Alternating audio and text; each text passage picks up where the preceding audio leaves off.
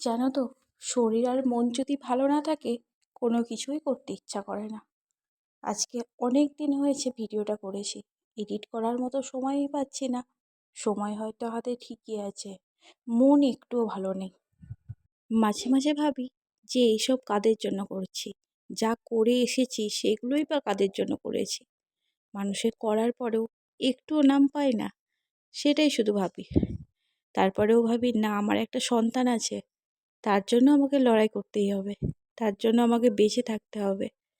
জানো তো, বিবাদ বলো, লড়াই বলো, যুদ্ধ বলো, সেগুলো বাইরের মানুষের সাথে করা যায়, ঘরের মানুষের সাথে কখনোই এগুলো করা যায় না। যখন ঘরের মানুষের সাথে, আপন মানুষের সাথে এই লড়াই করতে হয় না, তখন মনে হয় জীবনটা এখানেই শেষ করে দিই। আর কিছুই ভালো লাগে না, মনে হয় জীবনটা যেন এখানেই থমকে যাক, আমার জীবনের সময় যেন না এগিয়ে চলুক। তখন বেঁচে থাকাই দুষ্কর হয়ে যায়। জানো তো, একটা জিনিস খুব ভালো করে উপলব্ধি করতে পারি, যে মাটিতে আঘাত করলে বা খুঁড়লে বা গর্ত করলে সেই মাটিটা খুব তাড়াতাড়ি গর্ত হয়ে যায়, মানুষ সেইখানেই বেশি করে গর্ত করার চেষ্টা করে। যেখানে আঘাত করলে গর্ত খোঁড়ে না, সেখানে মানুষ আঘাত করতেও যায় না।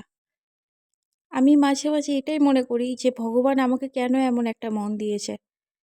এটা দিতে পারতো যে মানুষের আঘাতের পরিবর্তে আমিও 10 গুণ আঘাত তাদেরকে ফিরিয়ে দিতে পারতাম।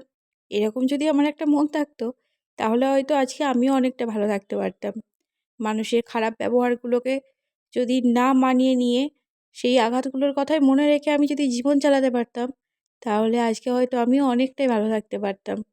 আমি কেমন মানুষ জানো তো, আমি 1000 দিন খারাপ ব্যবহার সহ্য করে, যদি আমার সাথে কেউ একদিন যদি একটু ভালো ব্যবহার করে, একবার যদি কেউ একটু ভালো করে কথা বলে, আমি তার কথাতেই বিশ্বাস করে যাই, তার সব দোষ আমি মেনে নিই, আমি সব কিছু মানিয়ে নিতে পারি। এটাই হচ্ছে আমার বড় দোষ। পেতে পেতে আজকে মনটা অনেকটাই শক্ত করে নিয়েছি। কি করব বলো, বাঁচতে তো হবে জীবনে, এর শেষ তো দেখতেই হবে, তাই না? তার সাথে আমি যাকে লালন পালন করে বড় করছি, তাকেও মানুষ করতে হবে। তার সব দায়িত্ব যখন আমার, আমাকেই মানুষের মতো মানুষ করে তুলতে হবে। অনেকটা কষ্ট করেছি, আমার মেয়ের জন্য আমি অনেকটা কষ্ট করেছি। যখন আমার মেয়ে পেটে ছিল, তারপরে হওয়া পর্যন্ত, আজ প্রায় 5 বছর, আজ পর্যন্ত আমি দেখলাম না তার আপন মানুষগুলো তার খোঁজ খবর করতে। কিন্তু তারাই না আবার আমাকে দোষারোপ করে, আমার জন্য নাকি আমার মেয়ের কপাল পুড়ছে। কি কথা!